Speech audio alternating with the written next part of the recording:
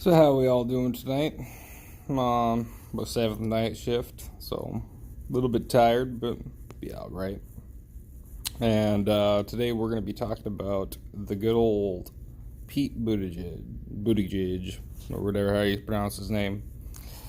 So I just heard a new conspiracy theory that he is a CIA operative, and kind of gonna look into that, and see if it's plausible. And as you can see, I got my crazy hair on today. And we'll dive down in this right now. So, Pete Buttigieg, let's see. He was in the Navy Reserve, deployed to Afghanistan, where he did some intelligence work, among other things.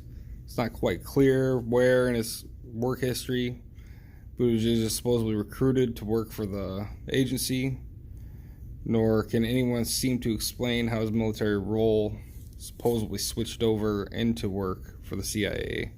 So, I mean, anybody that's been over to Iraq, I'm an Iraq vet. I was in the Army. I was a 12 Bravo.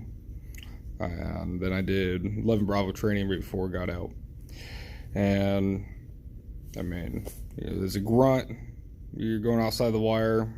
When I was there in 04, 05, I think 2% of us went outside the wire, and it was a hodgepodge group. We had comms guys, we had tankers, infantry, combat engineers, MPs, all sorts of different groups. But it was just kind of a wide variety. But what I did notice, like I was on Balad Air Force Base, and it's like when we first got there wasn't much, and then by the time we left, the Air Force had ramped it up, and it was like freaking going to I don't know, it was like a city in the middle of in the middle of nowhere, especially it was farm country all around us. But that's another story. Anyways, we had some spooks on site there. Ran into one for my 14 months there. I was just walking along, going over to Chow Hall, and this dude that was in, DCUs that were a little bit more fancier than the norm, and had a subdued flag on it, no name tape, no patch or anything like that, and it was just kind of like, friendly guy, just kept to himself, didn't really, just passed by, said hi, that's about it. Pretty sure he was spooked. I know they were there on base, just wasn't sure where. There's many different compounds within the base, so yeah, it's like, I think it was like 20 square miles was the base, so you had too many other things keeping you occupied than knowing every little bit about it.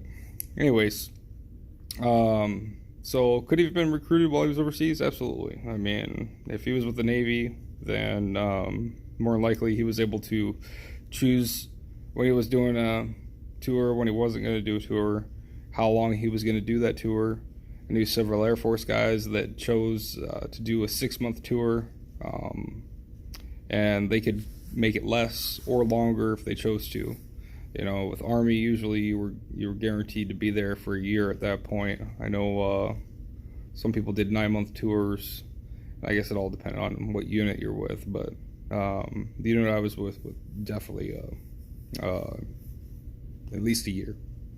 And we ended up doing 14 months because I was part of the Torchlight Party, stayed behind. Anyways, so the plausibility of this, it kind of fits the key.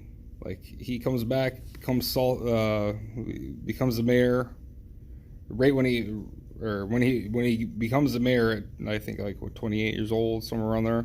He ends up immediately joining the Navy Reserve. Like, this seems kind of weird.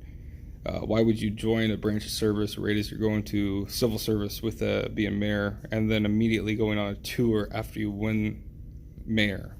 Like, seems kind of weird, but that's seems kind of fishy. Why would you sit there and do something else that's going to take up your time when you're dedicating yourself to being the mayor of a city?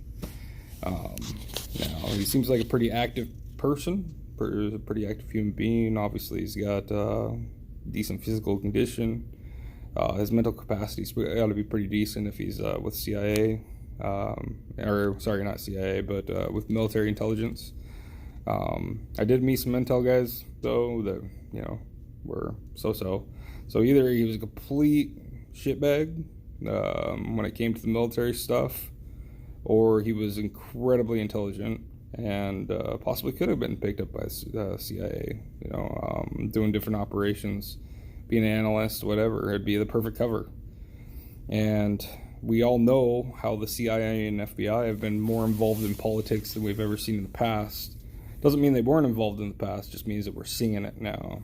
And with the Epstein, the Mueller investigation, everything that Trump's been digging up, it's been really pissing them off. So what would be better than to have their guy in for the run?